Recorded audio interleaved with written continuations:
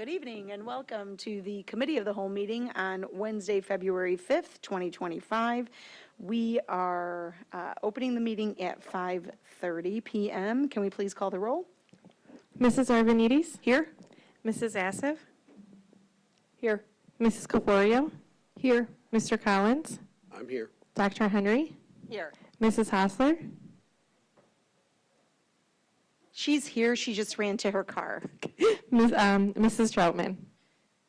So we will have 6 board members present and 1 absent, understanding that we have 5 present at this moment, but in a couple minutes, Ms. Hostler will be right back. Can we please stand for the Pledge of Allegiance? I pledge allegiance to the flag of the United States of America and to the republic for which it stands, one nation, under God, indivisible, with liberty and justice for all. I don't have any record of public comments, and no one, I'm just going to make sure no one in the audience wants to address the board this evening. Thank you. We will move on to reports and presentations. Welcome, Beth. Starting with item A, strategic plan monitoring, student success, learning environment, finance and operation effectiveness, and community outreach and engagement. With that, I will turn it over to Dr. Campbell. Thank you so much, President Arvanites. Tonight is our Committee of the Whole, which we will be sharing the monitoring and the progress that has been made thus far. I just want to, again, call our attention, our community, as well as our board actually knows this, that there are multiple moments throughout a school year that the Board of Education pauses to reflect on the progress that's being made as it relates to specific goals that have been set for our district. So tonight, in particular, we're going to spend some time looking at each of our priority areas. As has been shared, there's 4 priority areas: student success, learning environment, financial and operational effectiveness, as well as community engagement. Our strategic plan is an essential guide for our continuous improvement and for enhancing student success. Our strategic plan is what brings together our parents, our community members, our educators with a very shared focus on students and a collective excitement about the progress that's being made. Tonight, in particular, we're going to dive just a little bit deeper into some of those priority areas. So each year, the administration, based on the direction of the board, identify focus areas, and that's what we call our district-wide priority objectives.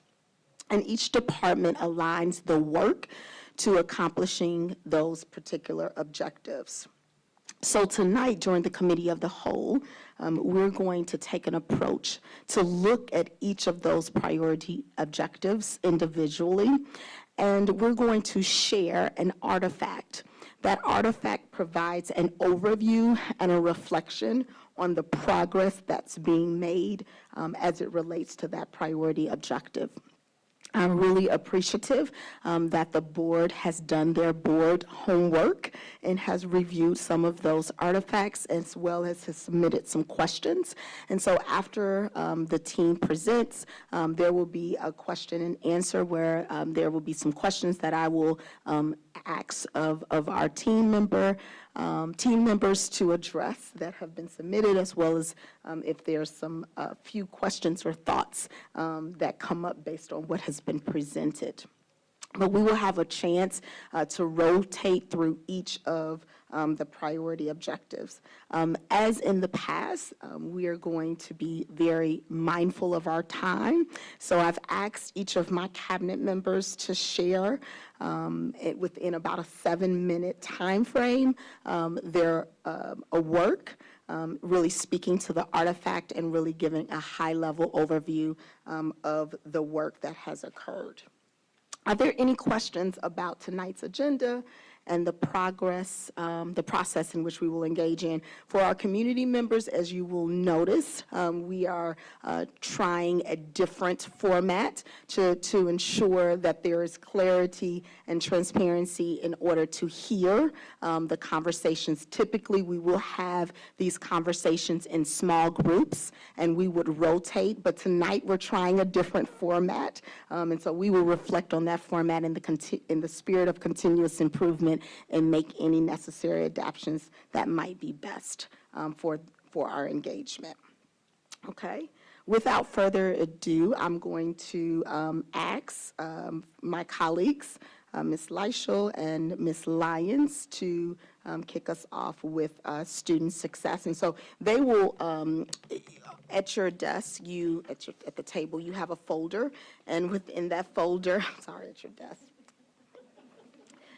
That's Mr. Collins, that's the true teacher in me. I want to just first acclimate you all to what's in your folder. So in front you have the agenda for tonight, then you have the memo, and then right after that you should see the student success. It says at the top, strategic priority one-pager. And so they will reference that, and then immediately following that you will see the artifact that they will be referencing, okay? So right now, the two documents that you can have in front of you is the success one-pager, and then what is titled the leadership support plan will be the two documents that student success will refer to. Okay? Ms. Leischel? Great, thank you, Dr. Campbell. So Katie and I are going to begin by highlighting some of the work around student success. So as we've done in the past, right, we are doing work across multiple grade bands, which looks different at every grade band. So we would very much surpass our 7-minute limit if we went into every grade band. So tonight we're going to zoom in on some of the work that's happening at York. And so I just wanted to kick off by talking through what leadership support looks like at York in service of meeting those strategic plan objectives. And particularly the one we're going to talk about, which is on the slide, is aligning curricular resources, programs, and instructional practices to research standards and data.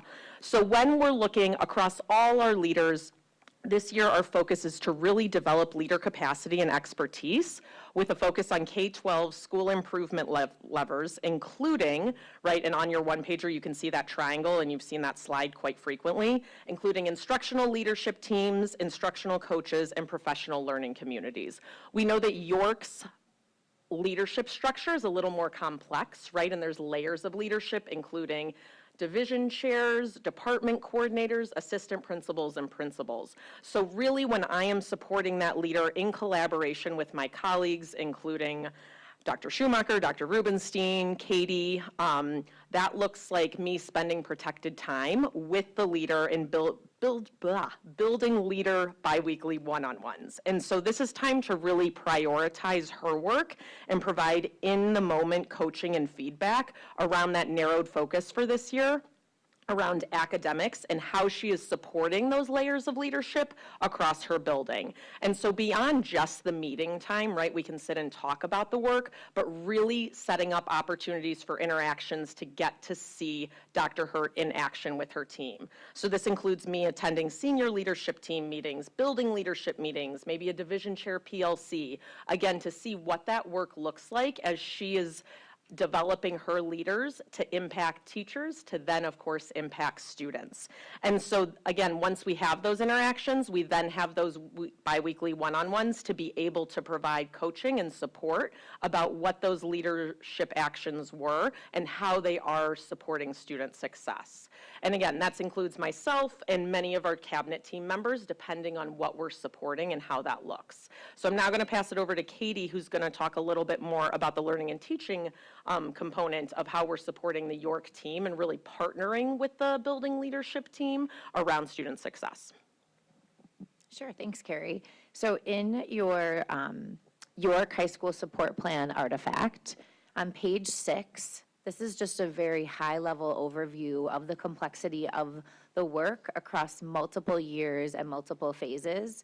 And so just wanted to kind of provide that bird's eye view of our 3-year multi-phase plan to elevate, with a focus on elevating Tier 1 instruction across grades 9 through 12.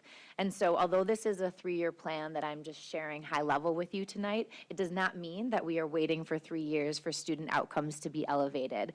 So student achievement will be elevated at each benchmark, each year of this improvement plan. It's just highlighting for you the different phases of the work and the focus areas within each year that we're really going to be focusing on developing the leadership team and our teachers' practices around. And so, for example, as you can see this year, our phase 1 work, particularly within English and Social Studies 9-10, I just wanted to take a moment to highlight what a phase 1 looks like. You've heard a lot about the guided observations that we've been doing with our high school math team. That's particularly phase 2. So phase 1 looks more like the auditing of materials and the math review that we've shared before. And so if you take a look at page 3, again, very high level overview of what literacy support around the departments of English and Social Studies within phase 1 looks like. And so in terms of lead learners and managing change, it's very important in phase 1 that district leaders are partnering alongside our school leadership teams to engage in this lead learning and then translate that back to our teachers. And so this year, the focus is really on partnering with our principal, API, our literacy division chair, our world studies division chair, our special education division chair, and instructional coaches. And so this is actually where I'm leading a 5-part series where we're really engaging the leadership team at York to look closely at the data, the historic data and cohort data over time, to identify what is the root cause getting in the way of elevating student success as it relates to literacy. So we're doing some deep learning around the research-based best practices to support student learning within grades 9 through 12 in these 2 departments particularly. We're also doing a review of the instructional materials to identify where are our texts and our tasks not meeting the complexity and demands of the grade level standards, and that may be contributing to not seeing the progress that we need to be seeing for our students in these courses. We're also making sure that we're using our learning of the research, the best practices, the review that we're finding in terms of using a research-aligned tool to review the courses and the texts and the tasks to identify, okay, so what's next as it means how do we translate this learning to teachers? So our division chairs in particular are tasked with this. They're bringing that learning back into their departments and bringing teachers alongside that so that when we move into phase 2 next year, that's when we really reflect on the application. So you'll hear me next year talking a lot about what the guided observations within the social studies and English courses, what that application data is telling us about the shift in instructional practices, the shift in the teaching materials, and how we're already seeing improvements for students and where we continue to need to improve. So that's just a little bit of unpacking what a phase 1 looks like in terms of the learning needed to manage this change with the leadership team, but the real strategic approach it takes across all departments and all grade levels and all courses. So when I say we're looking at materials, we're taking a look at instructional level courses, general courses, honors courses. We're looking at co-taught special education coursework. We're also looking at EL co-taught coursework and ACP. So within just one department, all of the different courses help us unpack the student experience for each individual York student within that pathway. And so we're committed to making sure that whatever pathway students and the courses that they're taking within phase 1 of English and Social Studies will be elevated so we see student outcomes for all students. So I'll pause there because I just wanted to give like high-level overview of the work of 3 years, kind of drill into what it looks like for literacy support within a phase 1, and then open it up to any questions that we might have. So I'll hand it back over to Dr. Campbell. Thank you. So the first question that would love for you to just speak to is around the guided observations and the walkthroughs. You mentioned that. We hear that a lot. We're very familiar with you talking about that structure, elevating outcomes within our elementary and our middle schools. And so can you talk a little bit about how the impact of those guided observations is measured, and as specifically of how that relates to student outcomes? Absolutely. So We currently partner with our illustrative math partners, or Imagine Learning is the organization. And at York High School in particular, we actually just finished our second round of guided observations for leaders last week. And that really, the indicators that we're looking for, I actually linked it and I can share it because I know you don't have that in your packet. But we have 4 particular indicators that we're looking for as it relates to core instruction that we expect to see in year 1 as teachers are deepening their knowledge of elevating their own tasks, the tasks within IM to meet grade level standards. So we look for these 4 indicators alongside our IM partners who do this all over the country, and we calibrate with the instructional leadership team at York. And so after collecting that data, we can then step back and reflect and say, in what classrooms are we seeing we're meeting these 4 indicators? And then how is that leading to success with student outcomes? And so we then also take a look at the student data analysis with their cool downs, and we capture data to say where are their pushes, where are there additional professional learning opportunities for teachers. And so that's one measure of the data that we collect around teacher execution. I would say the second data, that piece of data, well, I mentioned student work, but we also do look at that pre-ACT data very closely within those courses. So we've disaggregated pre-ACT data across each math course. So we have an aggregate, or even we've taken an average of what does that pre-ACT data look like for the course that we're walking into, and how do we see the teacher making differentiated moves to support the student learners that are particularly in front of her at that coursework. So that takes a differentiated understanding of how to provide appropriate scaffolds, and so there's learning that goes around alongside that as well. But we are capturing data of what scaffolds have been put in place, which are appropriate for this group in front of the teacher, and then where might we need to continue to lean on and give immediate feedback to that teacher. And so the cool downs are curriculum embedded formative assessments that we're also using, and feedback to teachers is really important in this phase 2 as it relates to guided observations. But the triangulation of data of the student work, the pre-ACT, and the curriculum embedded assessments is really important for us. Something that I'll just name that might not have been part of this question, but that we're reflecting always on continuous improvement and what's next, and how can we use even more data to identify the benchmarks, like what is working for our students and what is not. We're working with the York leadership team to reflect on our holistic assessments. Are the assessments that we currently giving us enough information to tailor our instruction? We do common assessments, of course, at York, but we're also looking at what other districts do as it relates to high school interims, and just thinking about what's next in terms of that course level standards, and how can we capture data? Is it going to be in the form of interims in the future? So again, here's the work we're doing now, but then also what we're doing to look forward and look ahead. This was the first year of pre-ACT data. We are closely monitoring that to see if it actually does meet the projections that they give us for ACT, but that is also a new transition for us. And so it's a new data point. It's a helpful one, and it's also not enough. And so we're continuously thinking about what other data sources can we look to help us monitor progress.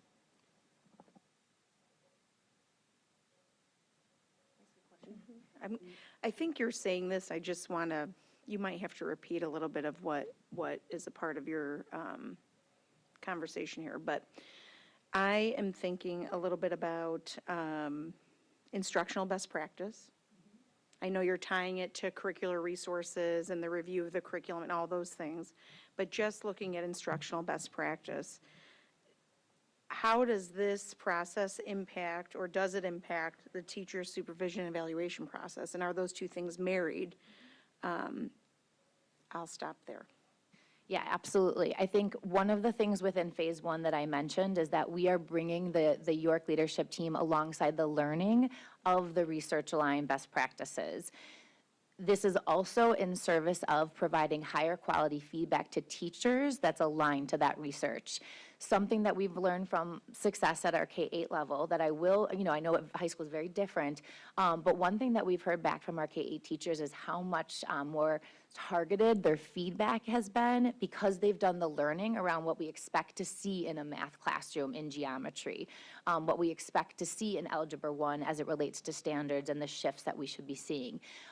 So it does connect to supervision in terms of giving higher quality feedback, more immediate feedback, and targeted. How it doesn't relate is that these observations are not evaluative, so the guided observations cannot be used as an informal or formal observation. That's important because it has to be seen as a learning lab for both the teachers but also for the leaders. So we need to build a safe place and a safe opportunity for leaders to come back and let's calibrate on what we saw. And I'm listening for our leaders actually sharing that those 4 indicators might not have been in place. But if the leader's saying, well, I saw these 2 indicators, that helps me. And I come back and talk with Carrie of like, we need to do some deeper learning with that leader so that they're giving clearer feedback or they're maybe missing, or let's actually follow up one-on-one with that leader to do an additional walk because we're not quite calibrated. We're not seeing what we need to see. And then I know that feedback to the teacher might not be as accurate as it could be. So our intent is that we're deepening the leader's understanding of what they should be seeing, and then they're going to be bringing that into their supervision, into their formal observations, into their informal and their feedback. And so they're mutually like beneficial opportunities, but the observations themselves are not tied to the evaluation, meaning you can't use it as the formal or informal, if that makes sense, but they're absolutely connected. And at this point, I totally value creating that environment where staff, teachers, department chairs can take risks and see the impact and learn from those, because we're implementing a shift or a change or, in practice, right? My wonder is, and you don't have to answer this, it's just a big picture question is, over time, when does it become a part of the evaluative experience? Because what you're doing is identifying what excellent teaching looks like in your whatever department, in your building, right? And so at what point does that become the baseline model and the framework of what teachers are building towards, right? Am I making sense? Yes, As and I could instructional. actually add one thing to that. Part of the guided observations for leaders and the real important relationship and partnership that Carrie and I have is that we leave those observations with clear action steps that the school team is going to take to elevate instruction. And we are very clear on what needs to be owned at the school level. And Carrie evaluates, Kevin evaluates, and I evaluate our principals. And so it is part of the supervision of principals. And so if we are not following through if the school team isn't following through with those action steps, there is accountability held at the school level through our conversations and our own coaching one-on-one with those leaders. And so that means that then leaders are pushing very hard on their teams when we're not seeing the change in practice that we need to see. So if we do a fall guided observation and we're seeing the same thing in the winter, what happened, right? And so that's our job then to follow up with, we do, with the leader to say like, you were going to own this or your team missed this, so what's next? So it is tied to our supervision, which then in turn really activates a sense of urgency, and if it doesn't, it will, as we continue to have conversations to ensure that like teachers are executing on that because the division chairs were activated on that, because the API is activated on that. So it is tied to supervision. It's just not immediately tied to teachers. There's also some union, things that we have to be careful with district being part of in a classroom when a formal observation of a teacher is made, but we can do that for our principals, absolutely. Well, it makes sense, principal as instructional leader, that's the framework or the structure in place, yeah. Yeah, I mean, it really is what you're hearing in terms of how the work is organized. We oftentimes say that we're elevating D205 to truly be a learning organization, not just a doing, but it's learning. And so it's how do we create the conditions for learning, because what we know is that as leaders learn, teachers learn, and then that creates the environment in the classroom for more learning for students to transpire. So one of the things that in this conversation that I hope that we hear is the complexity of moving and elevating instruction, which research tells us is the driver of student achievement and growth. So for our community and for this board and future boards, it should be a trigger for you if you don't hear there being an elevation of what learning is taking place, starting at the leader level and how that's being facilitated in the structure. So I don't want to miss that, but I really appreciate, President Arvanites, you pushing us to really clarify how this learning is taking place. And also, I appreciate you, Ms. Lyons and Ms. Leischel and Dr. Rubenstein also knowing there is accountability and there is supervision and there is what we like to use the language, a healthy sense of urgency for that learning to translate into the student experience.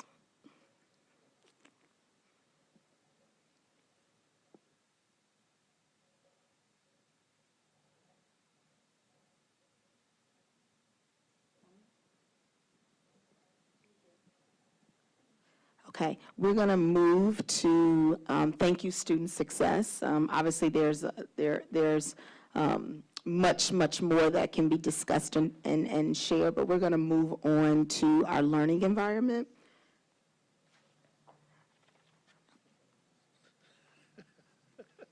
I like page numbers, so if you can give us Okay. page numbers. And so, yeah. So we have talked with you in the past at our September board meeting about our work around the learning environment and really zeroed in on a couple of really specific measures that we are looking at across the district in terms of learning environment. And those were related to co-curricular involvement was one measure. We look at our attendance, which we regularly report out on to all of you. And an additional piece here is related to what is actually happening in our classrooms on a day-to-day basis related to the learning environment. And so that is measured in a variety of different ways. Formally, it is measured using the 5 Essential Survey. So that's the annual survey that should be coming open in the next month or so that annually assesses that, and that's a beginning point. And then we also look at our panorama data. So the 5 Essentials data is really aligned to several different areas. So effective leaders, collaborative teachers, supportive environment, ambitious instruction, and involved families. And what we wanted to do this year is to get a better understanding and a thorough impression across the district about the work around learning environment and what that was actually looking like and how it supports overall academic achievement in each of our classrooms. So with each of our school leaders during the first 90 days, we first of all analyzed their 5 Essentials data with them. We looked at their school improvement plans, which Carrie, Katie, and myself have a really good understanding of since we supervise the principals. And so using that, then we work with the leaders in the building to develop a plan for walkthrough. So it really specifically, we go through each of these possible areas that we could look at.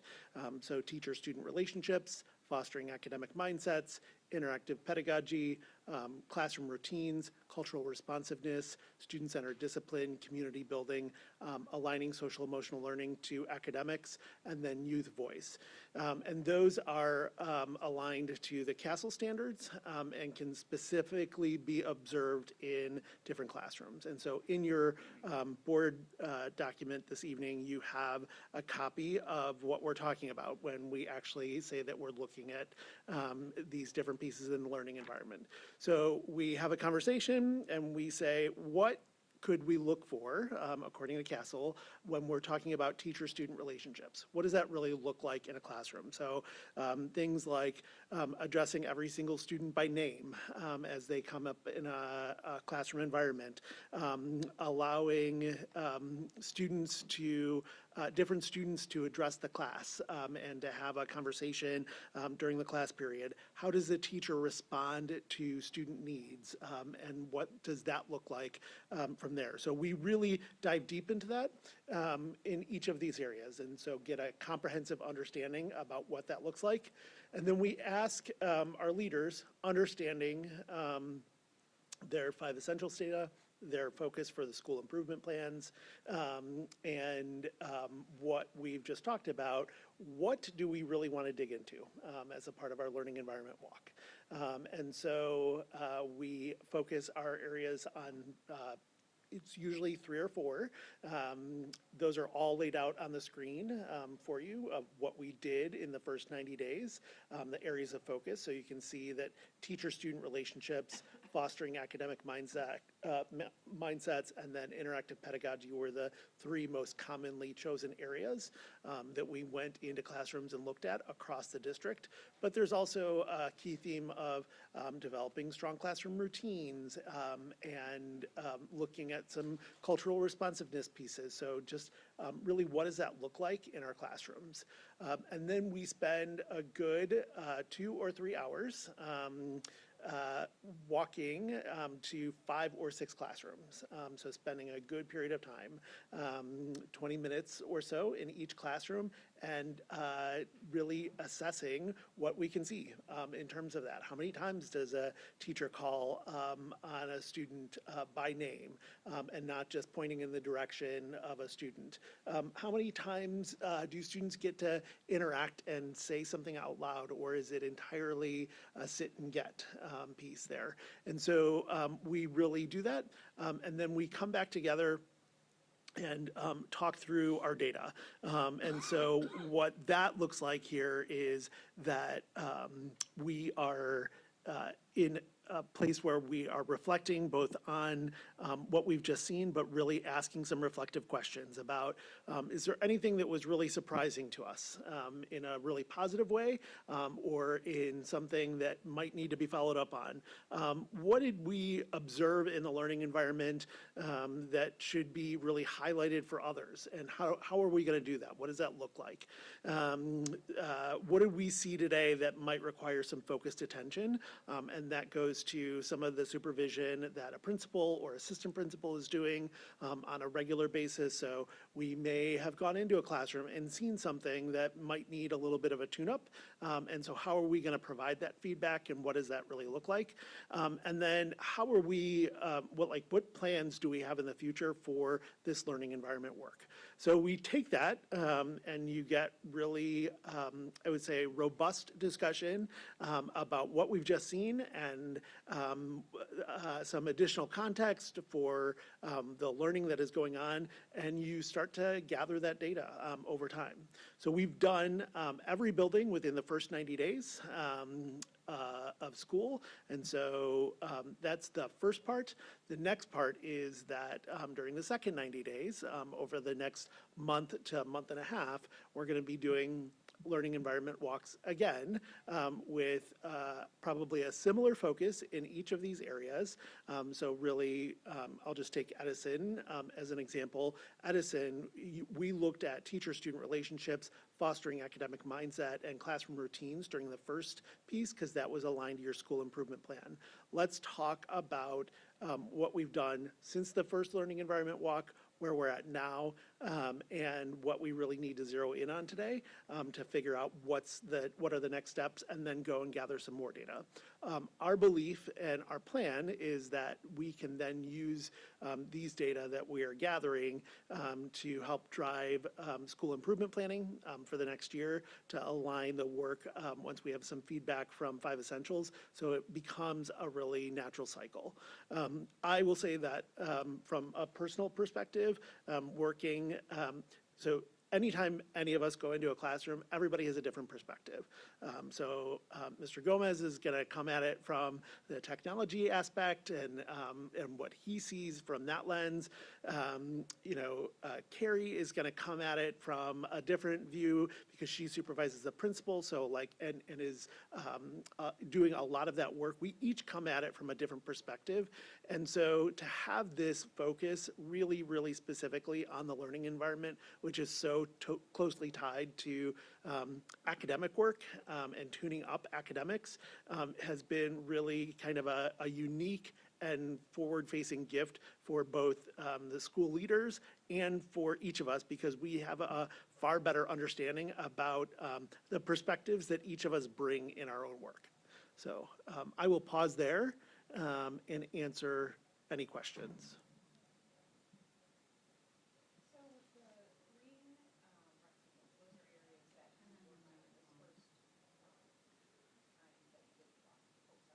Forgot we were in a meeting. It's the green rectangles are those are the areas that you focused on for the first time that you did the walkthroughs in these buildings, or for this year. Yes, and most, in most situations, with rare exception, we were focusing on each of those areas because it is aligned to their school improvement plan, to a leader goal that they have, or to something else that we really just needed to have a better handle on. So, you know, in some buildings, we're really looking at like classroom routines as an example, and what that looks like across the board.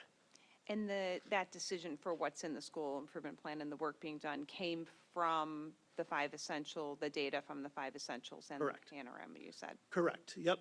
So they're utilizing that data, which we get in June, so the school improvement plans come together at the end of this school year and into the very beginning of the next school year. So those data are just informing all of the work and the focus for the entire school year. Okay, so over time, you will probably touch on all of these areas, or some will be focused on more than others, but as a school, we're always focusing on these things, is my understanding, but Yes. there's some that might need a little bit more attention or focus, and action steps. Our goal would be that we are really zeroing in on each of these areas very intensely so that we can better analyze. Maybe there's sort of a different piece that we need to be teaching explicitly in the classroom. You know, part of the work that our elementary students are doing related to wit and wisdom, and even our middle school and high school students are doing related to their math resources, has to do with how often do students get to interact in a small group with each other. And so that academic piece supports student learning overall. So when a student has to explain their work to another student who's sitting next to them, or disagree with respect in a small group environment, how many times are we giving them in a practice setting to really do that and zero in on those conversations, so that when we do say, you have 5 minutes to discuss this with the group, and then Carrie, you're going to present out for us because you're a part of my group, that everybody, it takes a significant amount of forethought and planning to make sure that those groups are have the tools and the resources that they need to have those robust conversations. So, Thank you.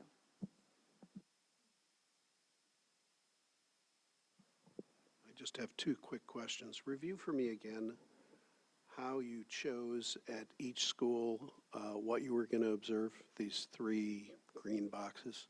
yes. So we looked at their 5 essentials data, the panorama survey, which is done 2 times a year in our buildings, and then looked at any leader goals that we are setting individually with our principals and those sorts of things. And based on those pieces of data, we are saying, like, what should our focus be here? So you're making those decisions, not the principal, is that? We're or you're making doing them it together with the Together, principal. okay. Yep. All right, how come They no really one- know what's best. How So. come no one chose youth voice? That gets Yep, 0 so, observations. It's not because youth voice is not valued, but it is a little bit it's a little bit more difficult to observe in the classroom. And so it's things like opportunities for students to share their opinions and devise a strategy for the classroom. So it gets into some of the teacher management pieces and those sorts of things. And so where our leaders really chose to focus their work aligned to their school improvement plans was things like how are we making sure that when Kevin makes a mistake in the classroom, that's normalized as an opportunity for learning, that we are really fostering an academic mindset. That was something that came up a lot in our school improvement plans. How are we helping students to understand that we are always learning and you can learn and grow more as we apply harder. So it's not a statement on youth voice that we value or don't value it. It is really more focused on just alignment to the strategic plan and their school improvement plans. So. That was a really good question, Mr. Collins. And one of the other things that I did not preview is that we provided the rubric so that for each of the particular areas, whether that's, classroom routines, community building, you're able to see some of the look-fors and some of the ways in which that would be rated. So, Yes, sorry, I didn't. absolutely. So, in your student-teacher relationships, it looks like you've gone through most of the schools. Can you just kind of share what it looks like in grades 6 through 12 to kind of get through, like, are you getting through all the classrooms, or are you, how, because obviously, we can talk about curriculum and all these things, but ultimately if a student doesn't feel that they're known by a teacher, so they might have 4 teachers that they are known, but then that 5th one, they don't feel known, likely they won't do as well Yes. in that class. Yes. So how do you kind of look at the full 6 through 12? There's a lot of classrooms and kids moving around, and could you speak to that a little bit? Absolutely. So it is one piece that I've left unsaid here is we ask the principal to give us a list of classrooms that we're going to go see that offer sort of a diverse array. So several different grade levels.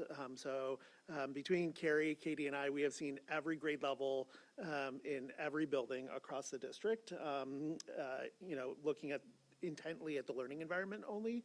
And in specialist classes and those sorts of things. And so when you do that in such a focused way, which is one of the valuable pieces of this tool, when you do that in such a focused way for a period of time, you start to understand really what's happening. So when you are actually, I will go back to when you're actually counting the number of times that you hear student names being said, and you hear that a high number of times, across different classrooms, you start to understand that that is something that is valued as important to the teachers and to the school leader.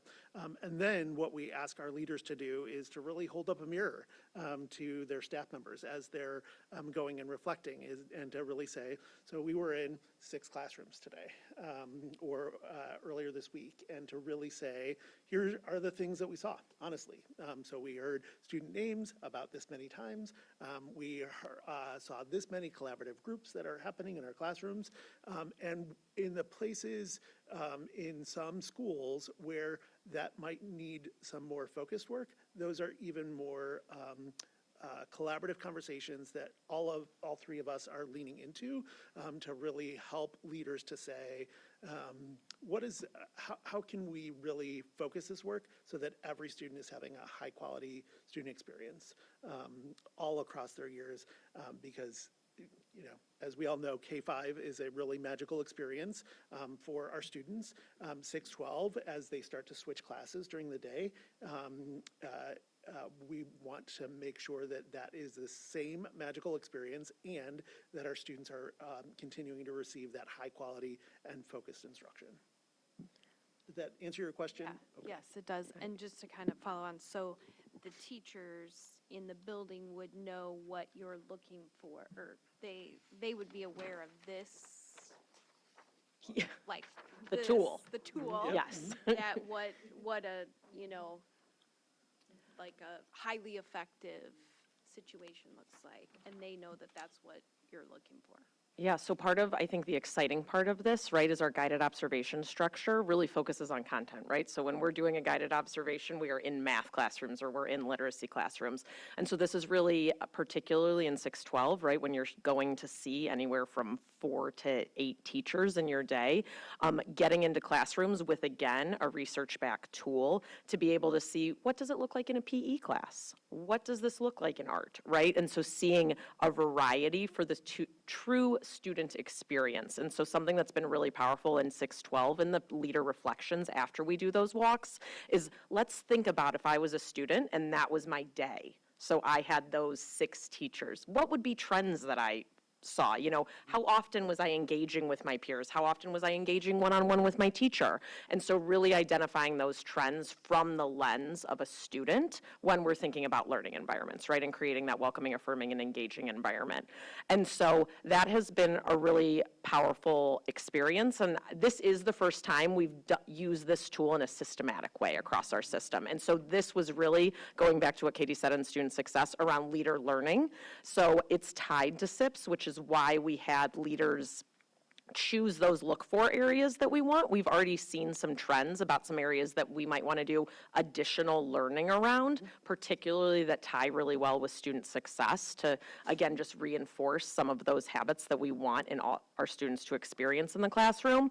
But I would say it's been really powerful to think about it from a student lens, especially in the 612 space, but then be able to say, okay, so what are the actions that we're seeing? And so, as we create those action plans in the debrief, lots of times it's, okay, I'm going to bring these 3 look-fors to my team, whether that's my culture and climate committee or my BLT or my SLT, whatever that structure looks like in each individual building, and say, what would it look like? What do we want to focus on? What do we want to learn more about when we're looking at student-teacher relationships, or when we're looking at interactive pedagogy? Or maybe we want to dig into student voice, and it's just not an area that we focused on, but we really see this as a high impact area for us to continue to grow in creating those learning environments.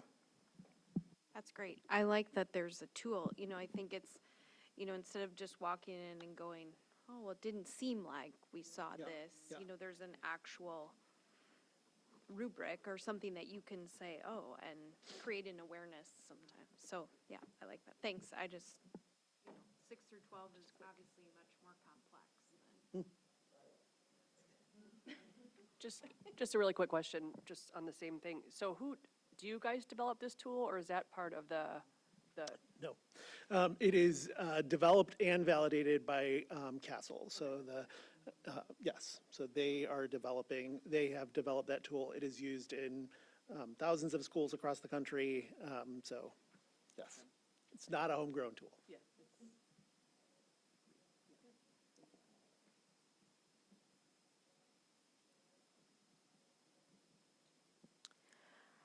Okay, thank you so much. So that completes our, not completes, but wraps up our overview. There's still so much work, and I hope one of the things that, goes without saying is the interconnectedness of learning environment to student success. Our students have to show up and be welcomed and have a sense of belonging and inclusivity within our schools and within the classrooms and within learning environments to allow them to still perform and engage in the highly engaging and rigorous work and tasks that we're putting in front of them. So I'm very, very appreciative to the team, Carrie, Katie, and Kevin, for engaging and working collaboratively on this and supporting our leaders. The work in education is not getting easier.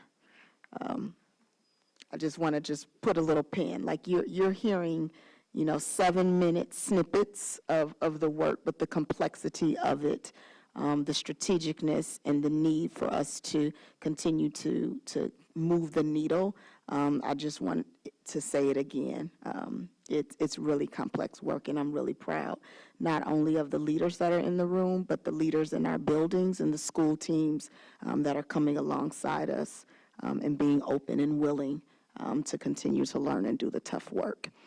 So we're going to now shift over to our financial and operational effectiveness. And so I didn't do a good job of this last time, but you will see a nice little rendering of Madison. So that starts the documents for this particular section. All right, Mr. Welton? Thank you. So in financial and operational effectiveness, we are talking about the first strategic priority objective, which is modernize and maintain high-quality facilities. And we've done a lot in that regard in the last 5 years with projects at all of our schools. But this year, we are focused on Madison. Madison Early Childhood Education Center is undergoing a major renovation to make it a much more modern and age-appropriate facility for its 3 to 5-year-old students. By creating inviting spaces that promote enriched activity, growth, excitement, and independence, students will be better equipped to continue their journey in Elmhurst School District 205. When complete, the renovated Madison will consist of the following major improvements. It's providing a secure vestibule by relocating the main office to the east main entrance. Renovating the existing gymnasium into a purposeful staff office, parent, conference, and storage space. Provide additional bathroom facilities so that each classroom has direct bathroom access. A centralized integrated student library encouraging reading and learning. Larger student cubbies that exceed standards and are located within classrooms, allowing unobstructed corridors and additional space for one-on-one student instruction.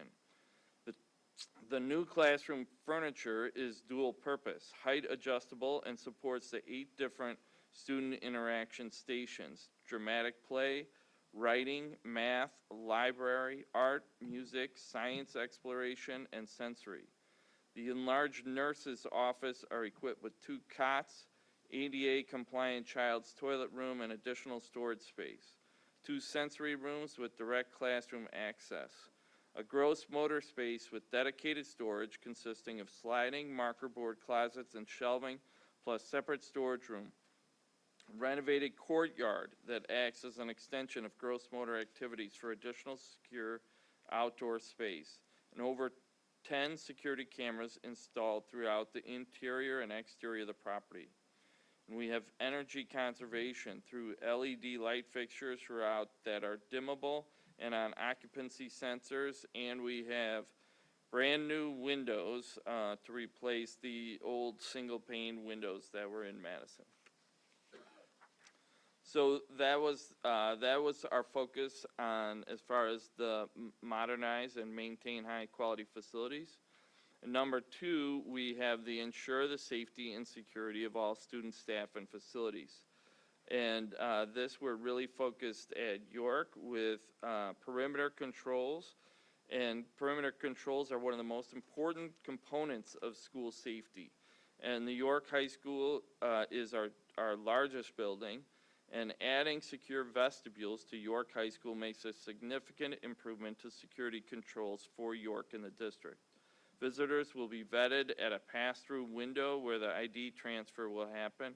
The York vestibule office will include flat panel displays so that the staff member can also be monitoring the surveillance cameras when they are not vetting visitors. And additionally, we have door sensors that were installed on doors 33 and 34 on the south side of the A building, door 37 on the west side of the A building, and 41 and 43 on the north side of the A building. Upon these door sensors faulting or the door being open, the system is programmed to send out email and potentially text alerts if compatible to York staff that an unauthorized door was opened or held open.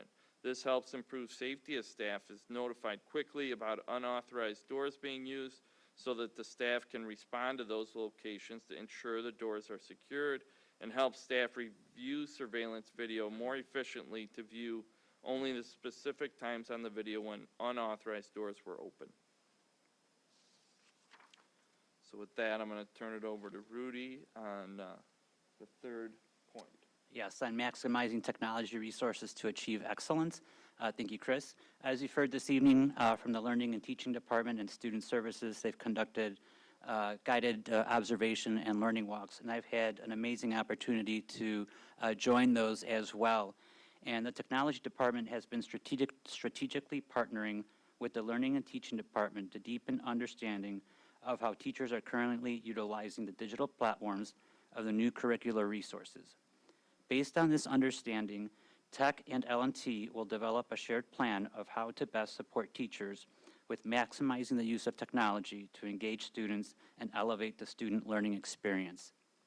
For example, this partnership includes conducting classroom observations to assess the implementation and current impact of technology in instruction, and then identifying opportunities where technology could be further utilized to enhance instruction, interactivity, and learning outcomes. Additionally, I am noting instances where teachers successfully leverage technology to engage students at a higher level, as well as noting where technology is used inclusively, addressing any gaps in access or proficiency among staff and students. Based on the analysis of the data collected from the classroom observations and teacher execution, this is allowing for the tech team to reflect on and plan for future professional learning to help educators maximize the potential use of classroom technology. In the artifact, you may have not seen technology per se being highlighted. However, I wanted to really showcase this evening what the strategic partnership along the technology team and learning and teaching team. This year, we are focusing on collaborating to ensure that we are more unified our approach in shaping and enhancing technology integration in classrooms, as well as reflect on future investments in educational technology and infrastructure improvements. Thank you. So Rudy, one of the questions is that we see illustrative math guided observations for leaders as an artifact from the technology department. Can you just, again, share and emphasize your role? Because when we think about the technology department, we think about hardware and we think about making sure that the internet and all of our systems are up and running. And share a little bit more, maybe emphasize a little bit as to the importance or the value as to why you have like math pages and walkthrough tools as artifacts from the technology department. I think, for me, it was key to understand, first of all, what the instructional lesson was going to be and potentially how the instructor was going to deliver the content and materials. It could be with the use of technology. It could be use of a different means. And so I just kept open of what a teacher may use in their classroom. And it's going to look different at every grade level, right? EC through 5, the reliance on technology may not be as heavy as it may be in the 6 through 12 realm. But I think just understanding what the objective for the day was for that instructor and also what the L&T team was kind of looking for helps me just in the background know what I should kind of maybe expect or not expect. So yes, that has nothing to do with tech, but it totally grounded me in where are areas of potential opportunities, or if an instructor really leveraged the tech that they had to develop and deliver that content. Thank you. That was my question that I had.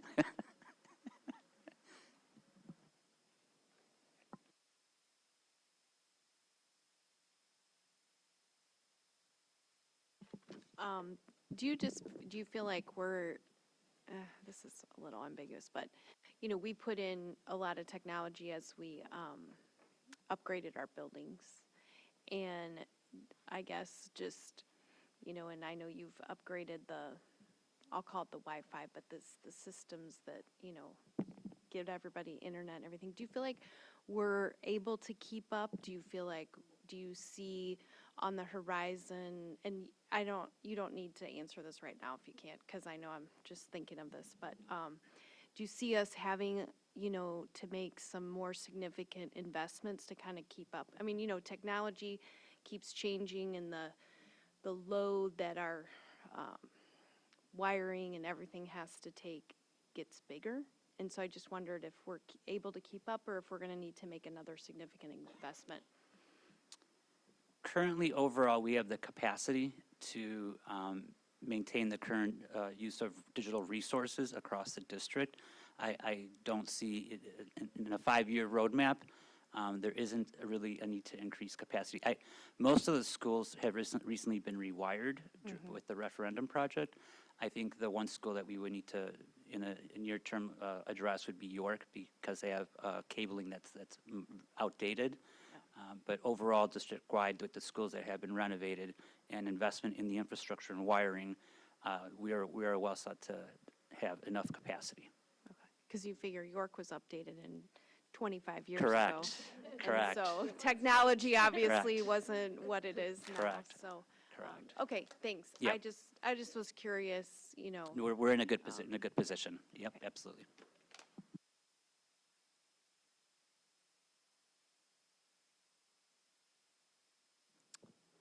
Okay. Community and engagement. Community, thank you for that. I was missing a word. Knew I was missing it. I'm like, community. You needed some Community outreach and engagement. Tanya Daniels. Thank you so much. I chose what you'll see in your packet is the annual planning deck that we utilize to plan out the Community Connections newsletter. And I chose this because it's such an essential tool in ensuring that we are able to keep our entire community informed, engaged, and connected. And the planning process for this is a lot more thoughtful and labor-intensive than you may think. Sorry for the very fine print. It is small, I apologize. So I wanted to highlight our planning process and how we go through this every summer and lay out the newsletter and the plan. But it's important because this newsletter is the tool that allows us to ensure that we are staying connected to our entire community, whether they have students in the district or not. The real key way of ensuring that we reach that community is through printed materials and mailing materials, and in conjunction with our other resources, but this is a tool that really leverages all of our resources and connects with our entire community. So while clear and consistent communication is at the heart of everything that we do, our newsletter is an essential tool in our toolbox to ensure that we're fulfilling this mission. Every summer, our team comes together to thoughtfully discuss and plan out topics that provide valuable insights into the various aspects and work that is happening throughout our district.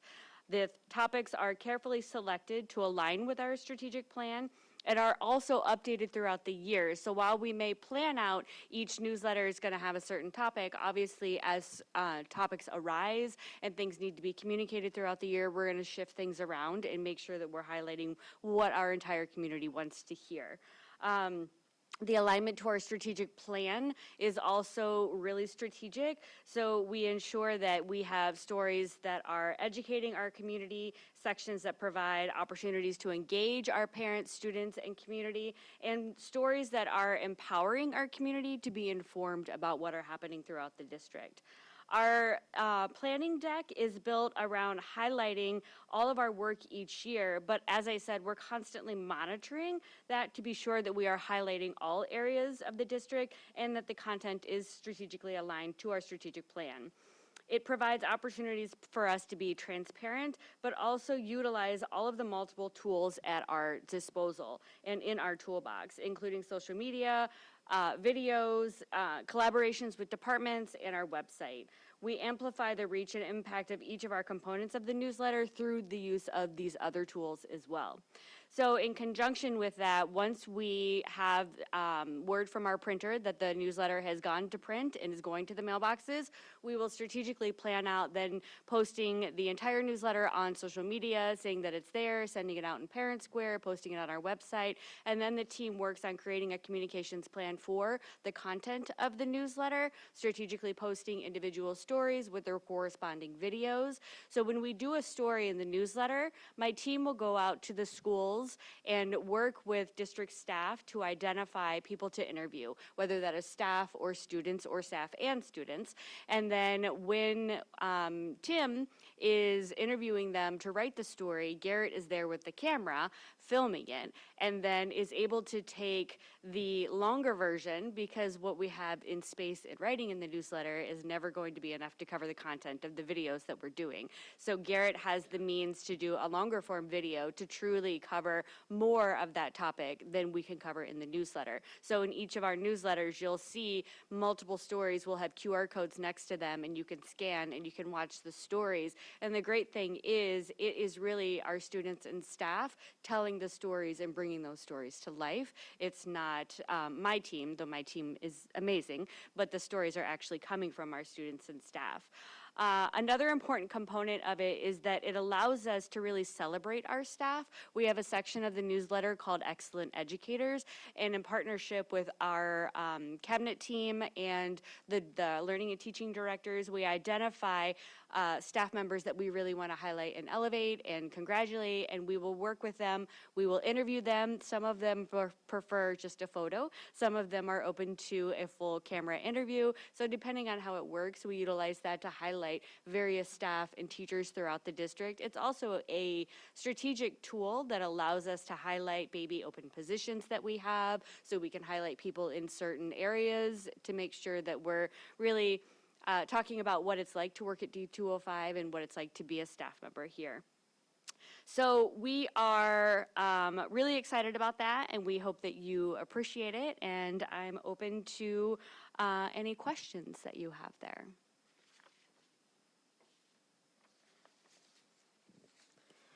Ms. Daniels, I'll kick this off. Can you share a little bit about how you determine the effectiveness of our communication tools?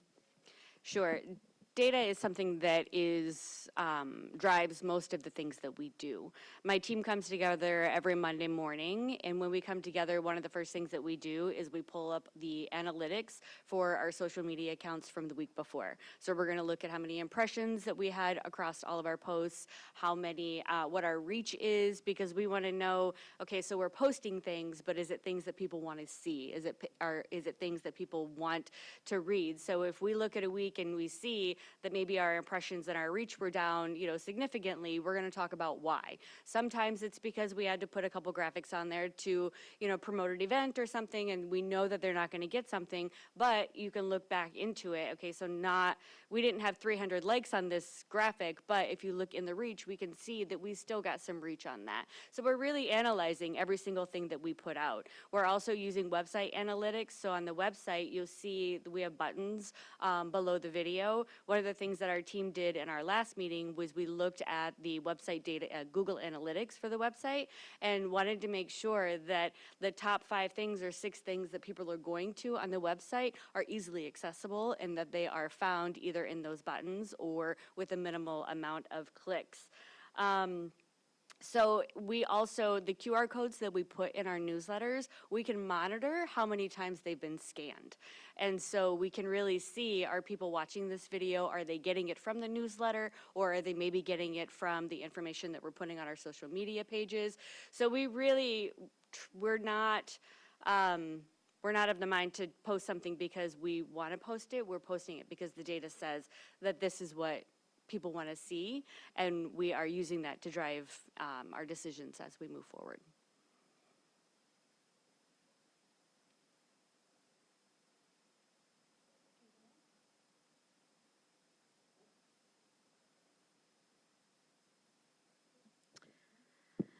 So one of the things that we wanted to, going to the next slide, is really thinking about the Board of Education and the impact that you have had in alignment to the strategic plan. So one of the things that we heard a couple of years ago when we started the strategic plan work and we engaged our community and stakeholders, we know that strategic plans in and of itself is not the lever to bring about change and elevating student outcomes. But what strategic plan work does is it helps to best align the system. And the system alignment is what's critical for student success. Research on system alignment in education consistently shows that when all components of a learning system are aligned with each other, it significantly contributes to student achievement. So essentially, when everyone involved is working towards common goals, students are more likely to reach higher levels of learning. This work at times seems to be moving really, really fast, and at other times the work can be perceived or seems to be moving slow. But what research and experience has shown us is that school improvement work is extremely complex. And over the last 4.5 years, our district has shown that we are attending to the right work. And the impact of that work is showing up in our student achievement results. Are we satisfied? No. Are we finished? No. But what we have seen is from 2022 to 2024, we've had an improvement of over 20% in math and 24% in ELA, and measured by our IAR results. Once again, there's definitely more work to be done. We are a unit district, and we are about the student journey of experience, ensuring that our students graduate ready for college, career, and life. Therefore, tonight, we elevated specifically how this learning and how our focus and tension within our 6 to 12 and 9 to 12 grade level for that purpose and for that reason. But what I will say is that because of the very deliberate, thoughtful, and aligned work to research and to best practice, we're seeing the results, and we are anticipating that those results will continue and be elevated across our entire system. This work involves highly engaged staff. Again, I can't say that enough. Our teachers have come alongside the administrators as well as our parents. But what I want to highlight is the board, and want to say thank you to the board because of your very thoughtful and strategic board governance work. This has allowed the work to be guided specifically by the superintendent in the direction you've given me that has led into school improvement plans, which you've heard talked about and discussed, and department goals, which then reaches down at the classroom level and individuals level. So the work of the school board, we oftentimes say, is not always fully visible in terms of the comprehensive work that is done. Yes, you're at board meetings. Yes, you're making decisions. Yes, you are asking us really, really thoughtful questions. But one of the things that you've done specifically in this strategic work over this year is we've really thought and bucketed into 3 big buckets. There's been board actions that have been taken. There's been board guidance and direction that you've given. And then, which I believe, and I've shared, and I kind of tout this with my other superintendent colleagues, there's been board presence and visibility. So that the decisions that you're making at the board table, you're not just stopping there, but you're actually coming to the schools and you're seeing and wanting to experience how that's living within each and every individual school. You're walking classrooms, you're visiting PLC work, you're coming to curriculum nights, and then you're also supporting the launch or the relaunch, if I would say, of various spaces in alignment to the facilities and the operation work.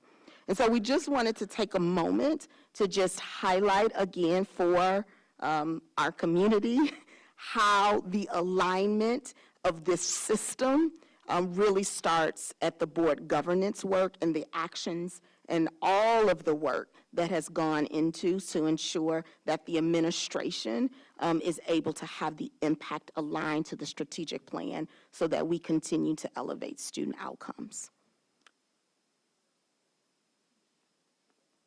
I'm going to pause there in case any board member wanted to just jump in or say something. It's just...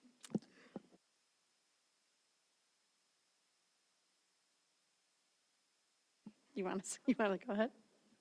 First, I mean, thank you. I think I've said this before, I think, you come to a board meeting and we're making what can look like very disjointed decisions, because you're making a financial decision and a staffing decision. And so you have to, even as a board, get everybody realizing all these things have to work together to elevate the work of the district so that they can elevate the student success. And I think,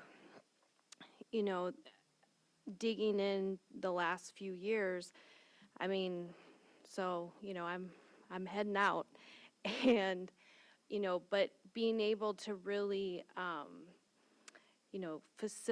getting these pieces in order is how I would say, when you look at all the strategic plan and how far we've come even in just 4 years. We'd come ways before that, and then we've come a lot further in the last 4 years to just get things in order that you can now dig into these very complex, as we saw tonight, pieces of, it's not just buying a curriculum, or it's not just hiring another person. It's looking at what is really needed, putting those things in, and then making sure that, everybody's on the same page of what the goal is you're looking for. And so it's really, I don't know, nice. I don't really like the word nice, but I can't think of a better word. To just see that that's the work that's happening. So like we've seen so much growth at K through 5. We're really seeing 6 through 8, move along. And, now there's a lot, the high school is looking, digging into some new areas and really elevating curriculum and aligning and all those things that we've been doing. And so, it's nice to just see, the work's never done. The work's never, because by the time you get one thing, just like with SAT, you get going on that, and now the state says you got to change to ACT, so here we are. But I think really just looking at all these documents even and just the complexity of what goes into, like even like your communications thing that I can hardly read because it's so small. But all of the work that goes into all those pieces are just elevating the outcomes for students, which is ultimately what all of us got on here to do, is to ensure that our students have the best experience possible and opportunities. So thank you for that. And thank you for recognizing, the work that goes on, more than just when we sit here. So. Go ahead, Beth. I also wanted to say thank you for bringing us into the schools to see the work being done and experience the professional learning, collaboration between teachers in different grade levels. A lot of what we do is in meetings and on paper, and a lot of reading and hearing from you guys and being in schools with students, watching the learning that's taking place. I mean, it's really evident the shifts that have been made in the instructional model and how kids learn so differently now than we did. And you can see the impact that that's having very easily. So thank you for allowing us to come in and see that work and everything that's being done. I also think that, you know, having the plan that we have through our strategic work is really important and gives us a path to move along. As you said, everybody's on the same path towards the same goals. But I really appreciate when that we're constantly looking at those things again. It's not a stagnant plan. It's not something that we are tied to and that is unchanging. And I appreciate that as you are all working in schools with students, that you're making shifts that might be needed, or you're trying new resources, or evaluating things that are being done and just making adjustments as needed. And I think that's really, really important to the work as well. Thank you. I'll just end with, it's nice to see improvement in a continuous improvement model. It says a lot about the work that's being done, and not to repeat anything, but, you know, I value former board members, current board members, and future board members, and what they have brought to the table to get the district where it is today, and knowing that, of course, every time I'm awed by the presentations you all make, the depth that is presented, in the intentionality behind the data that's driving it, the people piece that's probably most important is helping support the people piece, and that's probably the more challenging aspect of the work at times, or can be. But all that you're bringing to the table, really in the name of students and continuous improvement. I will say, not to be a downer, but, you know, it feels as if, well, not it feels, before I say what I'm going to say, we have seen tremendous growth in our K through 8s.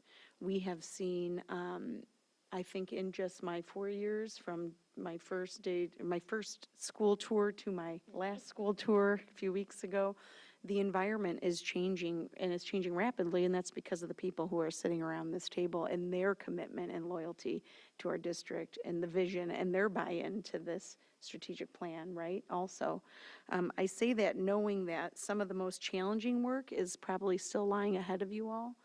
And so just, you know, now that you are able to kind of, it's like an onion, right? You peel off some of those larger outsides and you get closer and closer to the middle. But it's really important to live in these moments where we see that improvement taking place, where we see the successes and the wins, and that we hold on to those and honor those, because we know that it will continue to be challenging, if not a little bit more, but that we're still doing the work and committed to the overall cause that we're all really putting our arms around. So thank you for that and the presentation, the dive into the complexity of what you're doing every day, and then thank you to all the staff and people who are involved working with our students, really for the betterment of our community as a whole. So thank you. That's a great segue. Speaking of community, we are making, I'm going to just turn it over to Tanya Daniels. So I recently shared the updates with you on the changes that have been made and the updates that have been made to the strategic dashboard. The information shared tonight, as well as all of the work that is going into all of the work that is being done across our district, is being updated on the strategy page. We talked about that we would come back and occasionally make the updates, because everything doesn't start at 100%, right? So we have to work our way up to 100%. So we recently went in as a team and went through the strategy page on the dashboard and updated each of the various areas and the work that is being done underneath each goal or objective. So if you visit the dashboard, you can see now the percentages that have been updated on there. And then, so underneath each of those percentages, or each of the goals, the strategies have their individual percentages. So what we did was we took an average of that percentage, and that is what drove the overall percentage on the main goal. So when you look at that, that's how those percentages were calculated. So I just wanted to share that all of that has been done, and as we said, we will be continuing to update and ensure that our strategic dashboard is as up to date as possible and has accurate and current information.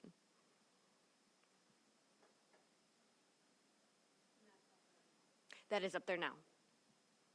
Yes. Will that be highlighted in a social media post or in our newsletter or elsewhere, just so everybody knows it's there? Great. Yeah. Yes, we can certainly include it in the next newsletter that's coming out at the end of this month. Great, thank you.